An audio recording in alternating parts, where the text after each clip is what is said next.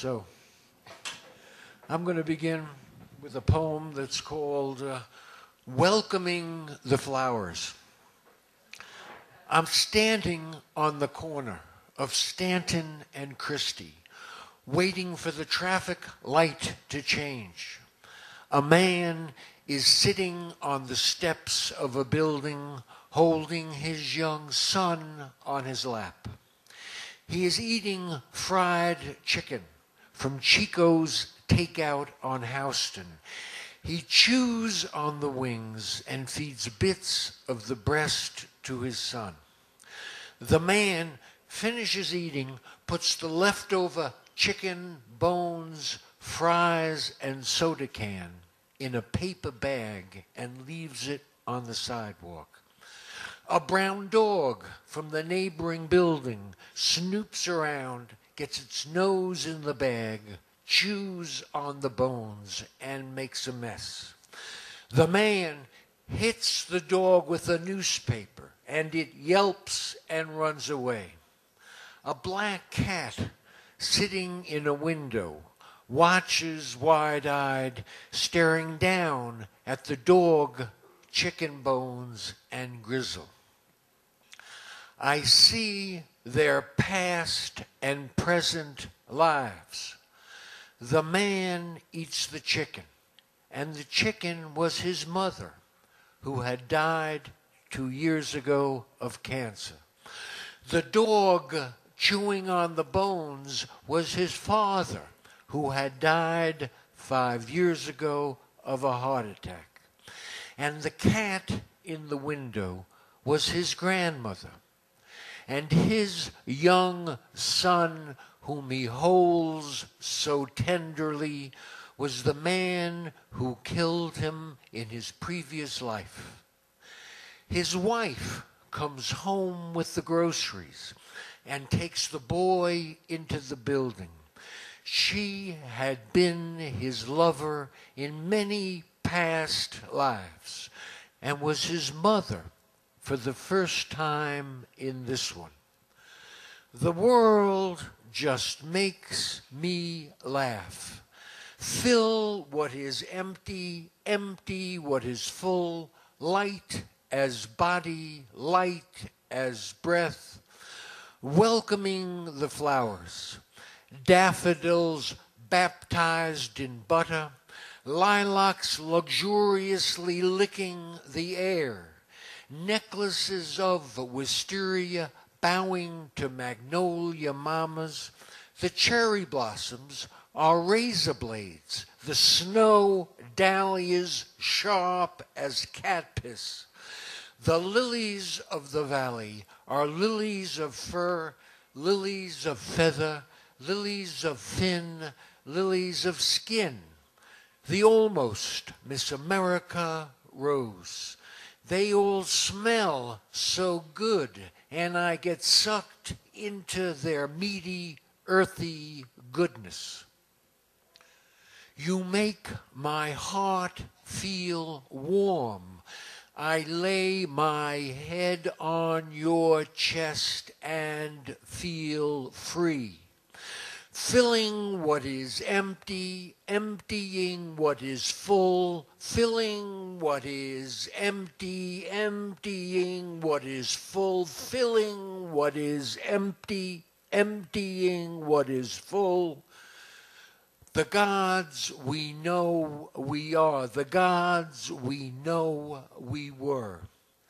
I smell you with my eyes and see you with my ears and feel you with my nose and taste you with my lips and hear you with my tongue. I want you to sit in my heart and smile. Words come from sound. Sound comes from wisdom, and wisdom comes from emptiness. Deep relaxation in great perfection. Welcoming the flowers. Armfuls of honeysuckle and columbine, red-tipped knives of Indian paintbrush, The fields of daisies are the people who betrayed me. The lupine were self-serving and unkind. Orchids are the tongues that lied. Hyacinths are the songs of suicides. The voluminous, voluptuous bougainvillea are flames licking what cannot burn. The big bunch of 1,000 red roses are all the people I made love to. Hit my nose with the stem of a rose. The poppies have pockets packed with narcotic treats. The chrysanthemums are a garland of skulls. I go to death willingly with the same comfort and bliss as when I lay my head on my lover's chest. Welcoming the flowers, the third bouquet is a crown of bluebells, a carillon of foxglove. A sunflower snuggles its head on my lap and gazes up at the sky. May all the tiny black insects crawling on the peony petals be my sons and daughters in future lives. Great balls of light, white, red, blue, concentric dazzle, yellow, green, great exaltation. The world just makes me laugh. May sound and light not rise up and appear as enemies.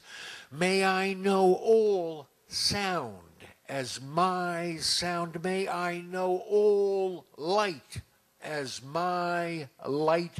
May I spontaneously know all phenomena as myself. May I realize original nature, not fabricated by mind, empty, naked awareness.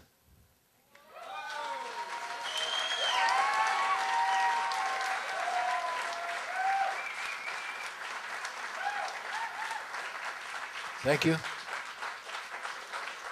This next poem is called It Doesn't Get Better. It doesn't get better. It doesn't get better. It doesn't get any better. It doesn't get any better than this. It doesn't get any more fabulous. And as bad as it is, it does not get any better. Stuck in a traffic jam and the scenery is beautiful, irritating gusts of boredom, and on the radio is playing. If you don't like my oceans, don't swim in my seas. You can't hurt me, 'cause storms can't hurt the sky.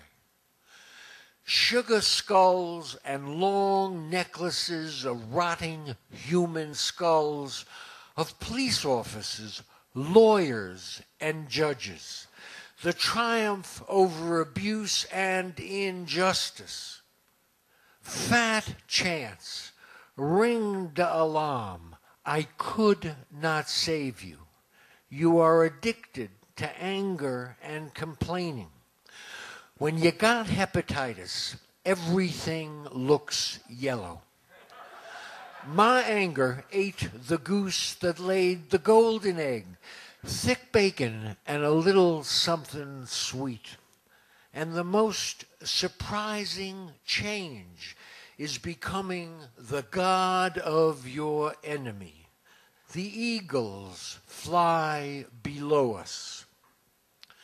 The illusion that makes life bearable, the illusions that make life bearable, the illusions that make life bearable, when you lose the illusions that make life bearable, when you lose the illusions that make life bearable, when you've lost whatever it is you believed or invented, were imprinted or scarred by unthinkable loss, delusion inside delusion inside delusion inside delusion. Everything is delusion, including wisdom. And then there's the illusions that make life bearable, the illusions that make life bearable, the illusions that make life bearable. I'm here to do whatever is your pleasure.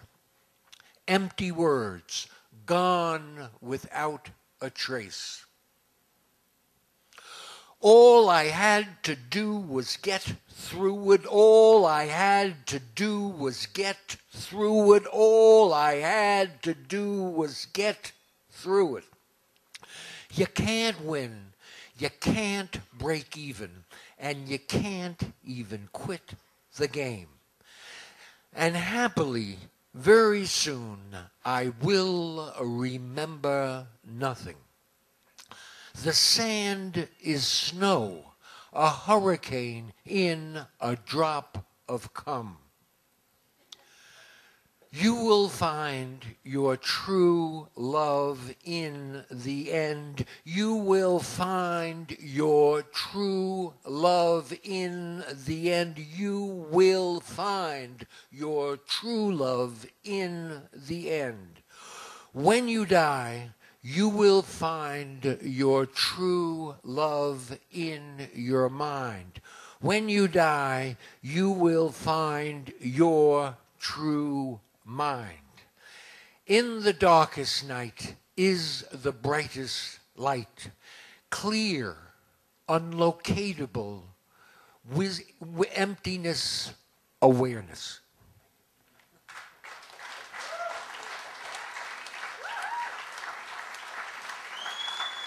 Thank you. And this next poem, I started writing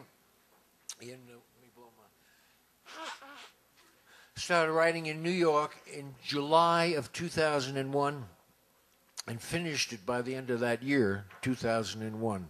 And it's called There Was a Bad Tree. There was a bad tree the people hated. The leaves gave off a foul smell, and the flowers had a bitter stink. If you got too close, you vomited. The fruit was poison. One bite and you were dead. Everyone really disliked it. The bad tree stunk. They talked endlessly about it and came to a big decision. Get rid of it. Chop it down. They chopped with axes and barely made a dent. Wearing breathing masks, they whacked at it and nibbled and chipped. Oily powder from the shiny, dark green leaves got on their skin, blistered, and was really itchy, and they scratched bloody red. They put on protective gear with oxygen and went at it with electric buzzsaws and heavy equipment, working 24-hour shifts. Finally, they cut it down. Everyone was very happy and celebrated the great victory, a noble deed well done. And they went to bed exhausted. The next morning, the bad tree had grown back, had sprung up, new and bigger and more beautiful and ugly. It was very discouraging. They talked a lot about it and cut it down again. and poured gasoline on the roots and burned all the leaves and branches in a big fire. After the smoldering embers got cold, the tree grew back, bigger, more bad, and really gorgeous. Other people had been watching from their houses, waiting their turn. They thought themselves smarter, with higher intellectual capabilities. They knew how to get rid of the tree. It was a growing plant, a wood tree that grew in the earth. They incinerated it, burned the roots with chemicals, vaporizing acids, and robotic lasers. Detonated on the ground, bombed from the air, hit with smart missiles, and bombarded with radiation. They made a firestorm and covered the ground with concrete and steel. The tree grew back, more fresh, more elegant, even gracious, and really ugly. The wood was harder, darker, thick, hot muscle, and the leaves, full and lush, moved like underwater plants luxuriously in the breeze. It was extremely depressing, extremely discouraging, a catastrophe. They had made for themselves a hell world. They talked incessantly about it and came to a big decision. The mayor resigned in disgrace, and those who had worked so hard left, humiliated, departed, moved to the other side of town, stayed away. Then, out of the blue, appeared these beautiful people. They were simple and humble and a little like peacocks and seemingly well-intentioned with a great sense of humor. Radiantly relaxed, oozing loving kindness and compassion, they walked right up and started eating the leaves.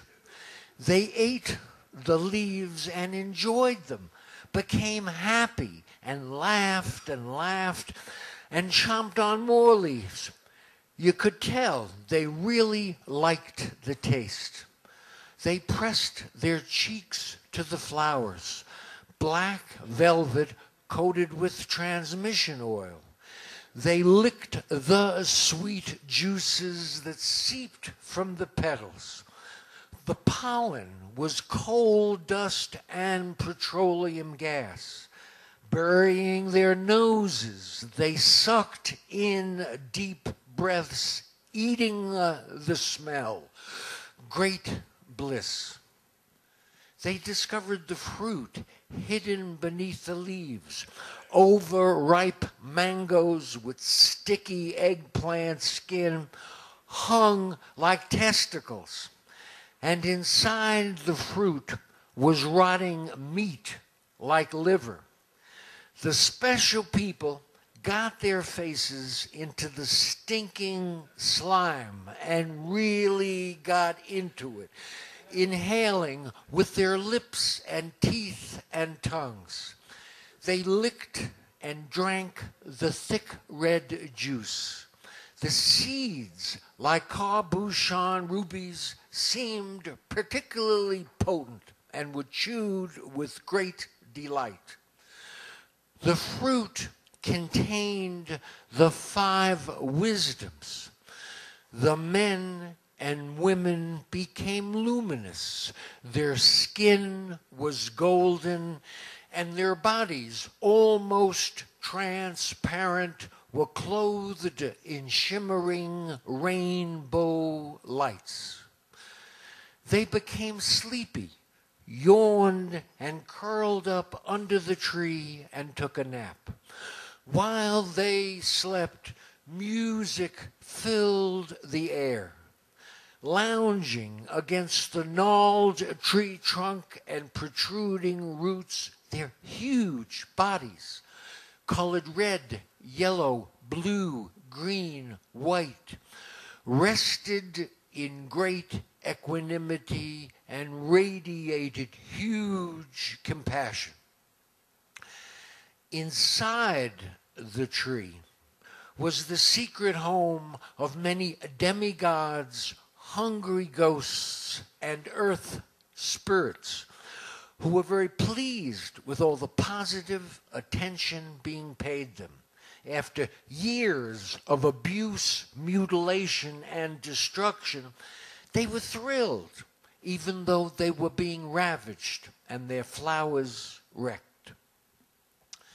At the root endings, there were jewels, diamonds and emeralds and rubies, which were stars in the sky of the world below.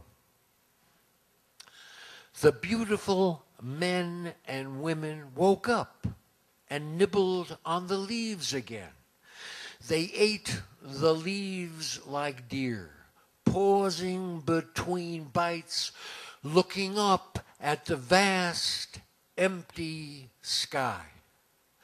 The leaves and fruit increased their clarity and bliss and introduced the nature of primordially pure wisdom mind.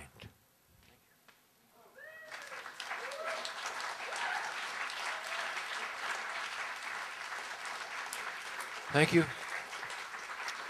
And this last poem is called Thanks for Nothing. And I started writing it on my 70th birthday in December of 2006. Thanks for nothing on my 70th birthday. I want to give my thanks to everyone for everything. And as a token of my appreciation, I want to offer back to you all my good and bad habits as magnificent, priceless jewels, wish-fulfilling gems, satisfying your every need and want. Thank you, thank you, thank you, thanks. May every drug I ever took come back and get you high.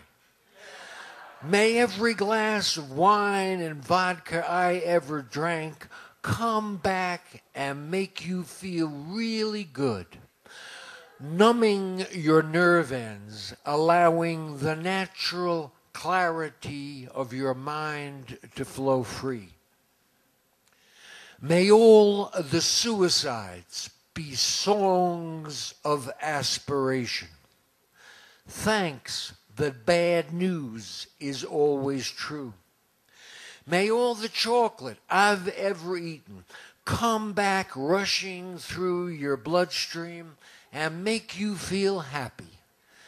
Thanks for allowing me to be a poet, a noble effort doomed but the only choice. I want to thank you for your kindness and praise. Thanks for celebrating me. Thanks for the resounding applause. Thanks for taking everything for yourself and giving nothing back. You were always only self-serving. Thanks for exploiting my big ego and making me a star for your own benefit. Thanks that you never paid me. Thanks for all the sleaze. Thanks for being mean and rude and smiling at my face. I am happy that you robbed me. I am happy that you lied. I am happy that you helped me. Thanks. Grazie. Merci beaucoup. May you smoke a joint with William and spend some intimate time with his mind, more profound than any book he wrote.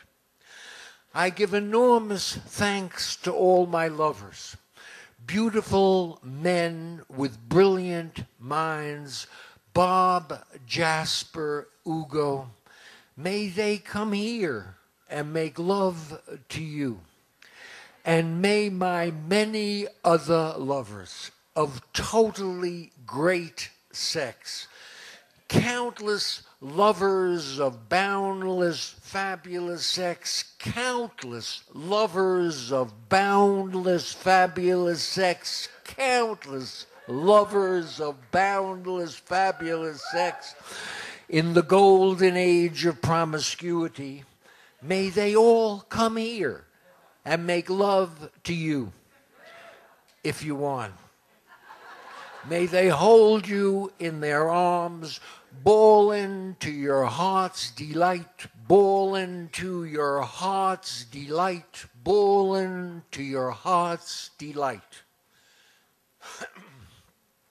May all the people who are dead, Alan, Brian, Cookie, Jack, and I do not miss any of you. I don't miss any of them. No nostalgia. It was wonderful that we loved each other, but I do not want any of them back. Now, if any of you are attracted to any of them, may they come back from the dead and do whatever is your pleasure. May they multiply and be the slaves of whomever wants them, satisfying your every wish and desire. But you won't want them as masters, as their demons. May Andy come here, fall in love with you, and make each of you a superstar.